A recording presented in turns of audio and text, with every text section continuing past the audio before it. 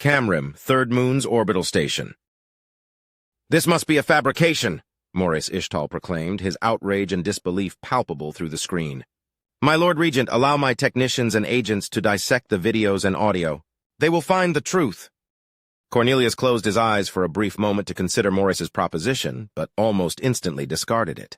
Opening his eyes, he saw the faces of his allies waiting for his answer. Rodrigo Wunder, Tamaran Keiston, and Maurice Ishtal had been briefed, while Hadrian Tigan had seen the messages and evidence Count Genac Ferentis had been so kind to share with him firsthand. Only Deborah Sintor was yet to answer his call. He could only imagine the explosive reaction the nasty woman would detonate in the privacy of her palace. Her absence, for the moment, was more than justified given what had happened. "There will be no need, Maurice," Cornelius countered softly, his voice measured and collected, forever calm, focused, and unshakable. His expression never reflected doubt or unease. Like a stalwart hammer, he would not bend, and he would remain firm and strong. That didn't quell the raging inferno swirling inside him, however. "My liege?" Maurice asked, taken aback. "Genac Ferentis has nothing to gain by lying to me. No, I'm afraid that what he sent us is, except for that boarding recording, the reality we must face," Cornelius said firmly. "The video of that carnage, already propagating through the wide network, is most certainly my niece's handiwork. I would be ignorant to believe that the actions of this Wyatt Staples are not embellished in any way. How much so? I fear that the alterations may be minimal," he said, and took that moment to glance to his right where his daughter stood. Unlike him, Veronica made no attempt to hide the rage blazing within her as the flames reflected in her eyes. It filled him with guilt and worry to see her like that, but there was nothing he could do. Not now.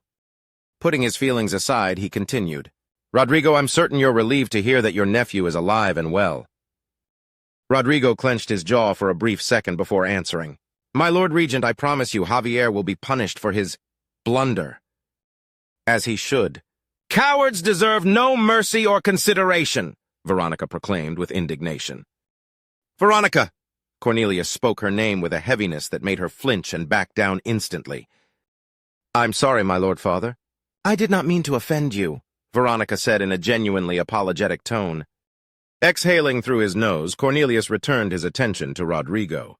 "Do not punish the boy too harshly, Rodrigo. Reassure your brother Esteban that my anger is not directed at Javier. Punish him within reason, understood?" "I will tell my lord brother to stay his hand as you command, my Lord Regent. Your mercy shall be remembered. Though perhaps if you'll allow me the opportunity to question your reasoning," Rodrigo asked curiously, his intense yellow eyes searching for an answer. "Javier isn't a warrior or a soldier, much less a knight. His cowardice is shameful but understandable. What was he to do in that situation? His great fault is that his mutinous actions, justified as they were given the circumstances, allowed that man to board unchallenged and carve a bloody trail of his own making," Cornelius hummed deeply. "The boy suffered greatly on the planet as it is. Be kind to him." "My Lord Regent," Rodrigo replied, bowing his head. Turning from the Wunder representative, his gaze landed on the ancient Tamiran Keiston. "It would seem that tragedy haunts your lineage, Tamaran, as it has struck your house again." "My sympathies." Tamaran shook his head. "Casimir's fate was, thankfully, reduced to mere trauma, pain, and wounds that can be healed, my Lord Regent." "Your callousness never ceases to sicken me, Tamaran," Hadrian commented, eyes narrowed. "How many deaths has your house endured? 5? 8? A dozen? More?" "Each death is regrettable, and it wounds my heart terribly, Tigan," Tamiran countered weakly. "House Keiston is blessed with bountiful numbers and branch houses to secure our lineage. Sacrifices are expected in the line of duty, are they not?" The old man glared at Hadrian for several moments before continuing. "Casimir is alive.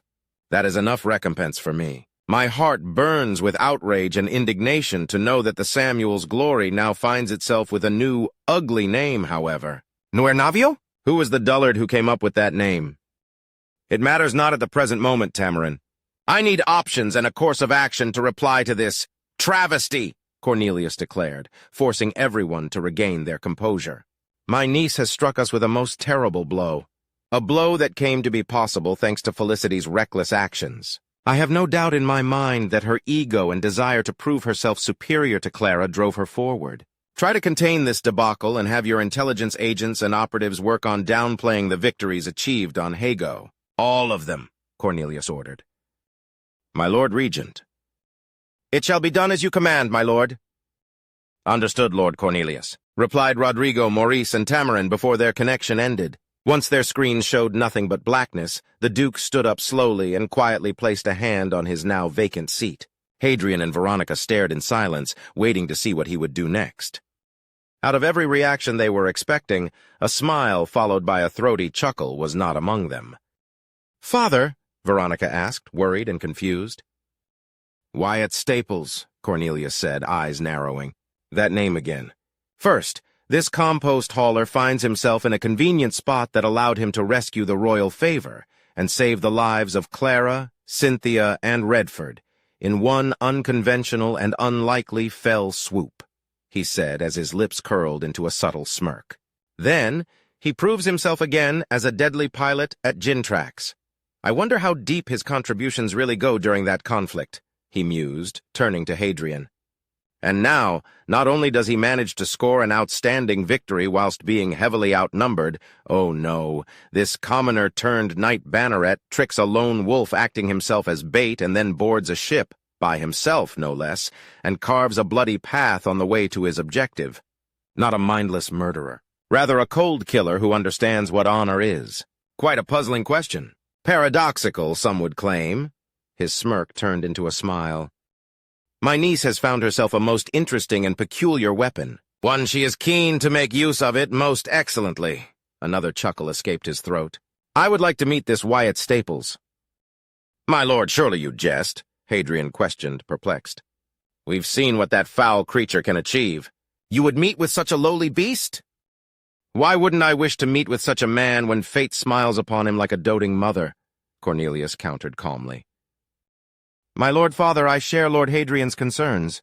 This Wyatt Staples could be an agent, a royal marine in disguise, or something far more insidious at play, Veronica reasoned. I won't deny the possibility of such things being a reality. Nevertheless, sometimes the most obvious and simple answer is the one holding the truth, Cornelius said, letting go of his chair and turning to Hadrian. Hadrian, I ask for much, but I will need you to accompany me. Hadrian bowed his head respectfully. Has my lord decided upon a course of action? Turning to his daughter, Cornelius continued. Veronica, see to it that the rightful honor is prepared to leave dock in 6 hours. Count Geenock was gracious enough to provide a diplomatic convoy to transport our survivors from the Hago disaster to us. I shall return the gesture in kind.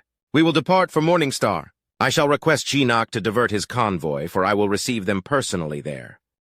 Maurice Ishtal will be beyond pleased to serve as host for you on his capital world, my liege, Hadrian proclaimed eagerly.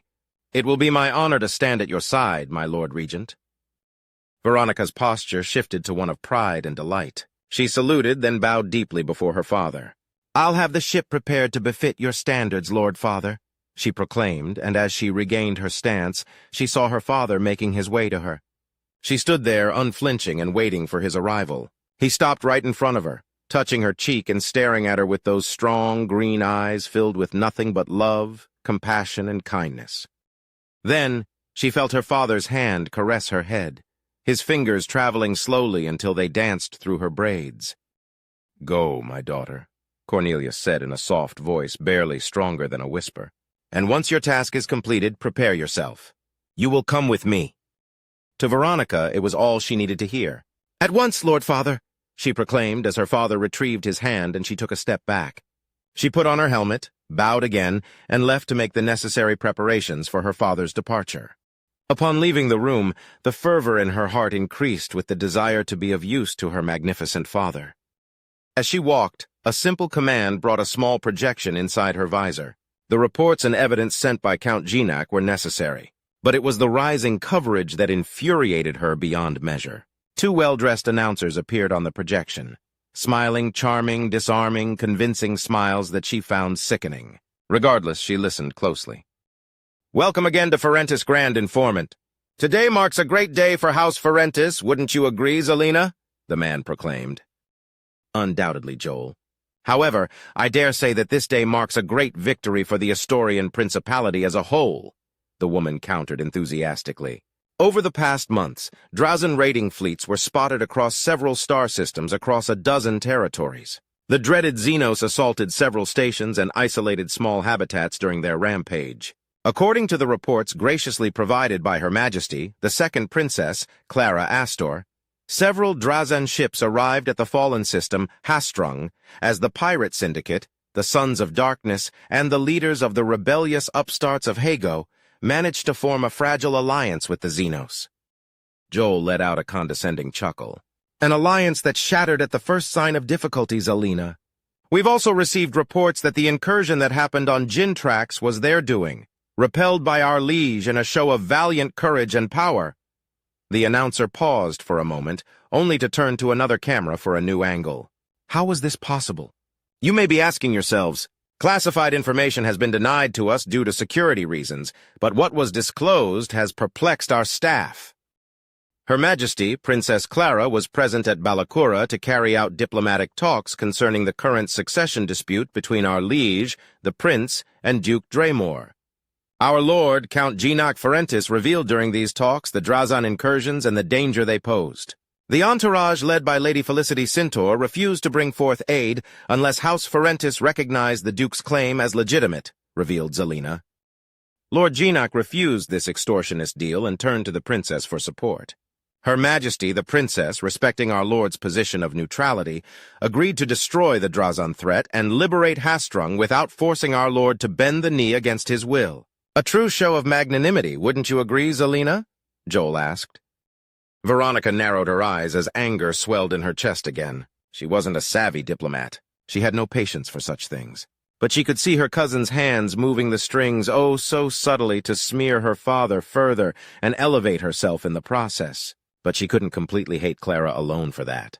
No, Clara had taken advantage of the situation.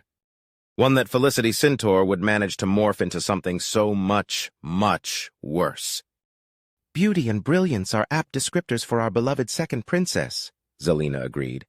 What is most outstanding, however, is that Princess Clara utilized her personal flagship named Noir Navio to carry this assault against an unknown enemy force. Thanks to the records provided, the Drazen turned on their once allies, destroying them wholesale in space before launching an orbital assault and then a ground invasion on the planet Hago.